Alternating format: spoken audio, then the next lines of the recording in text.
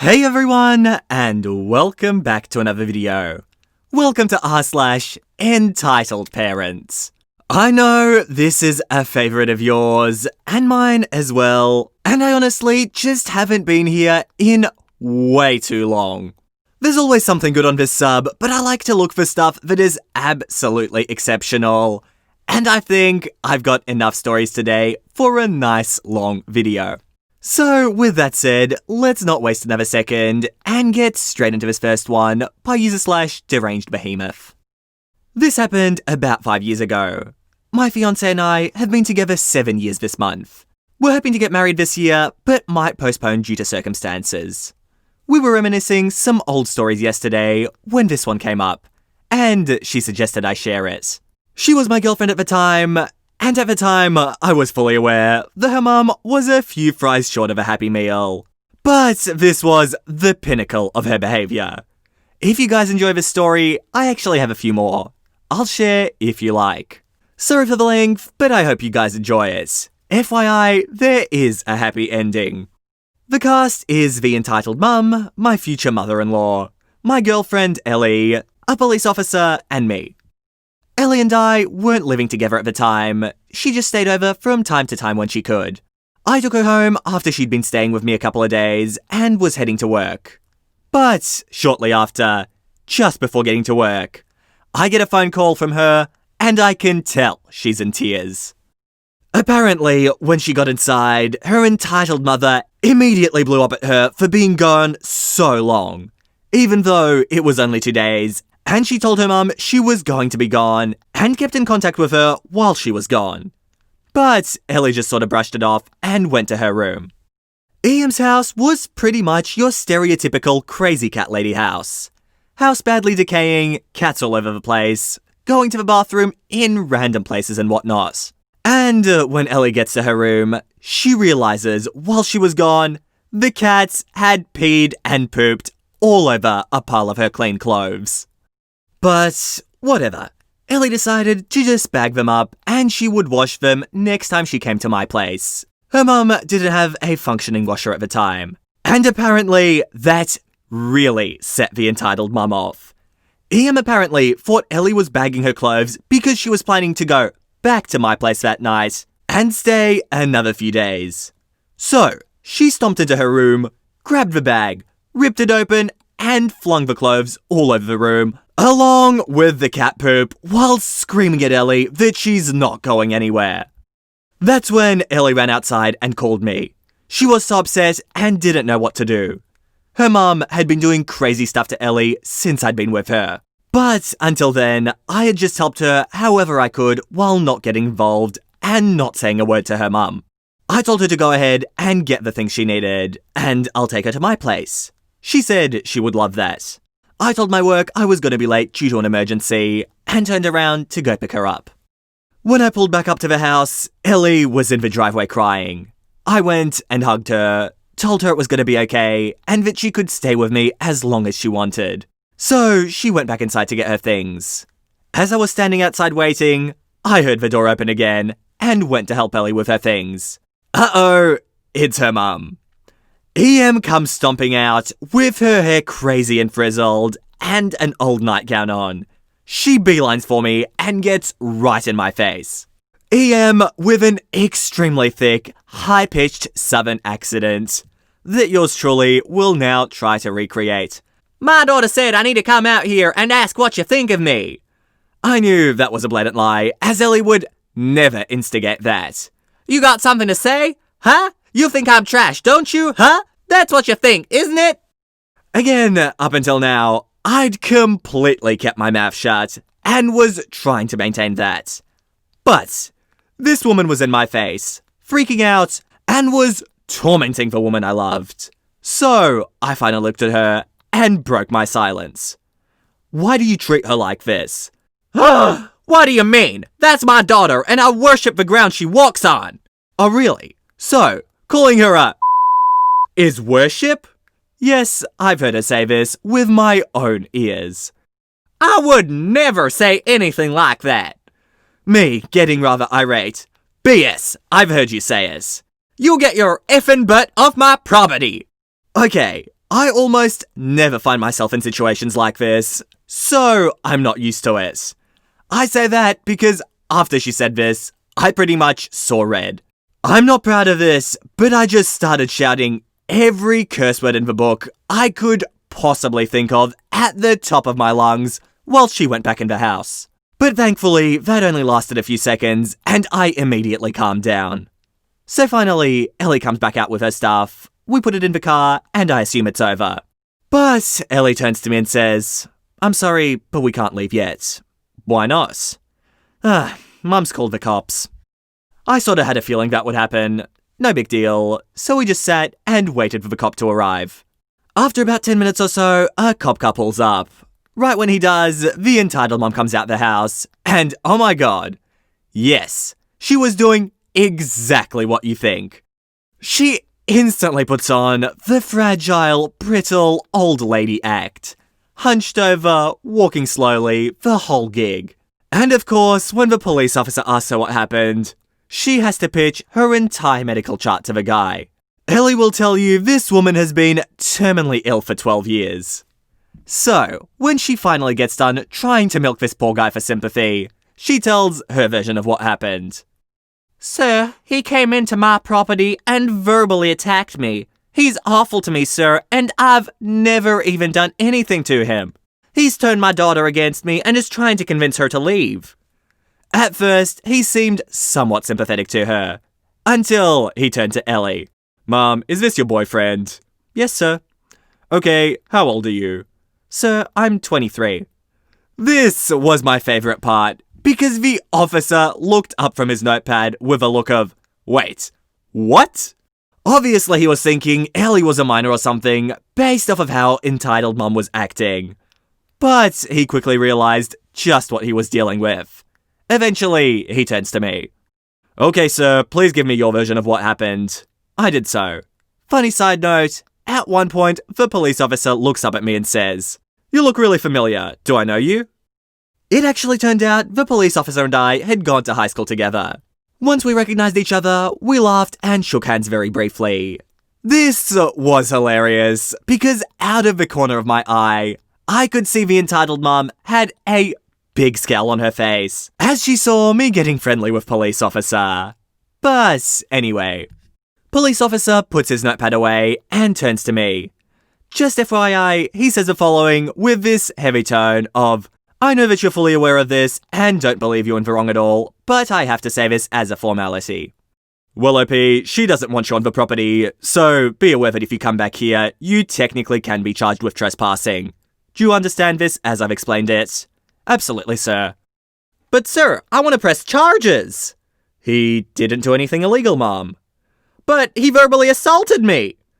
"I understand that, and while that was ill-advised," he slightly turns to me and gives me a small gesture with his hand, and I nod in agreement. "It's not something I could arrest him for. He agrees he will not come back to your property without your direct permission."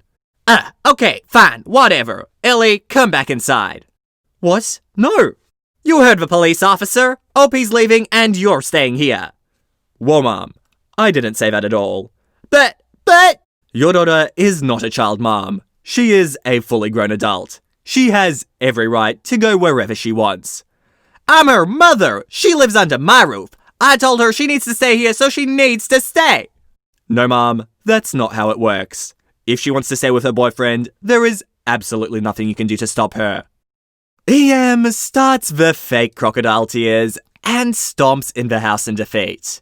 Ellie and I thanked the officer, got in the car, and left. We've been living together ever since. And a happy ending for you all.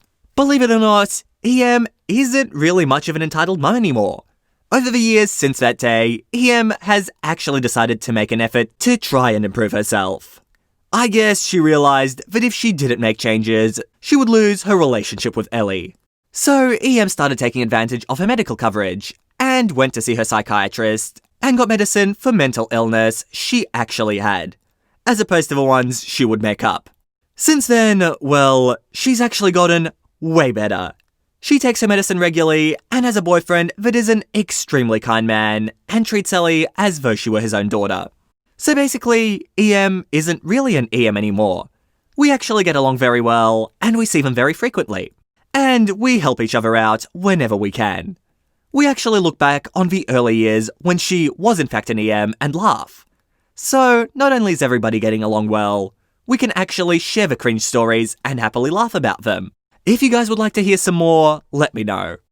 And yes, OP, I would definitely love to hear a few more of these stories. This one is so genuinely heartwarming, not just because the entitled mum changed, but also because you were there for your girlfriend, and you were able to take her out of a situation she needed to be out of. It would be so good if anyone who has to deal with entitled parents, or even worse, had someone that they could turn to. And I know I started with a nice story, but the next couple will be a bit sadder. I wasn't sure if I should put this disclaimer in, but the next one does involve some animal abuse. It's a fairly short one, and I'll put a timestamp in if you do want to skip it. Nothing too bad, but this one by user/LordAzordic definitely made me a bit uncomfortable when I first read it. When I was homeless, I was lucky enough to have a friend who let me sleep on his couch for a while. The next door neighbours were just awful people. Entitled all to hell, and Bible thumpers to the third degree. I was out one morning having a smoke, and I watched the brats tormenting their dog, a sweet female mutt. The poor thing was tied up to the tree in the backyard, a new development from the last time I'd seen them. The kids were flicking her with sticks, the dog was curled up in a ball and just taking it. I went over, knocked on the door, and told the father about it. He lost it, rambling about kids being kids, and it's just a dumb dog. I walked away in a huff and went back to the porch. A little bit later, the kids were back up to us, so I filmed it for a bit and screamed at them to knock it off. And here comes Pops again, hooting and hollering about me yelling at his kids.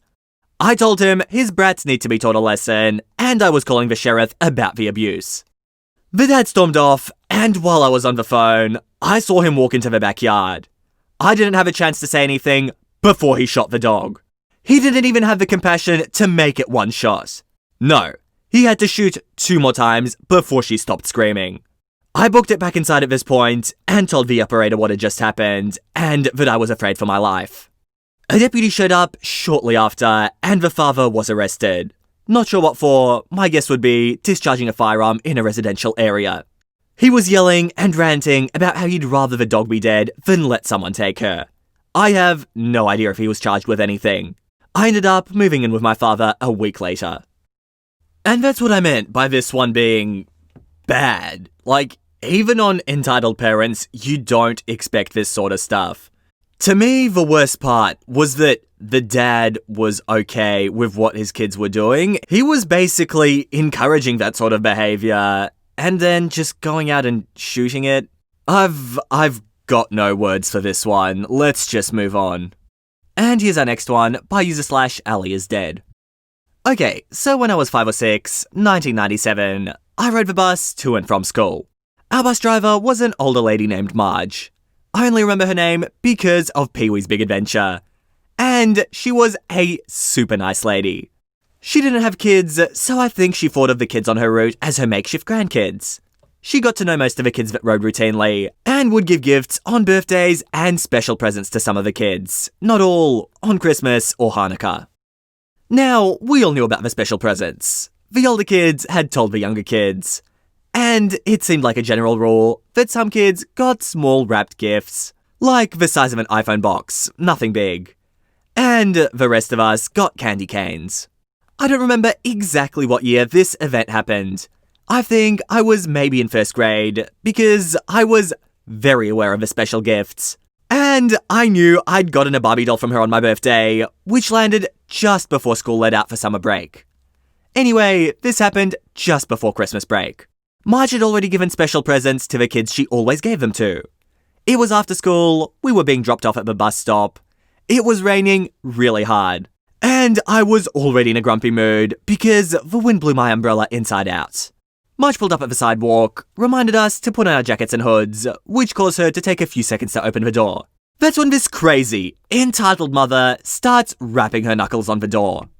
Marge pulled the lever that opens the door, and even before it could open all the way, this entitled mother shoves the door open and, according to my mum, shouts, "Why do you give presents to 4 kids and not my kids?" I honestly don't remember what this woman had said. I remember her yelling and all of us as silent and watching. My mum hears Marge say, "Excuse me?" The entitled mum begins on a tirade of calling Marge a predator and accusing her of nepotism, which made her look extremely uncomfortable. As my mum said, she looked like she was shocked in an odd way. The entitled mum then says, "Are you touching these kids? Is that it? You're a She's a goddamn That's when someone's father gets on and yanks that crazy bee off. I remember seeing her vanish like a magic trick, and then looking at Marge, who was crying. The sweet old bus driver was openly weeping and sobbing. It was sad and uncomfortable, because at my age, I didn't know what to do, and I barely talked, so I didn't know what to say, or if I should say anything to Marge. Marge allowed us to get off. I kept my head down as I passed her, feeling this icky, achy feeling in my chest.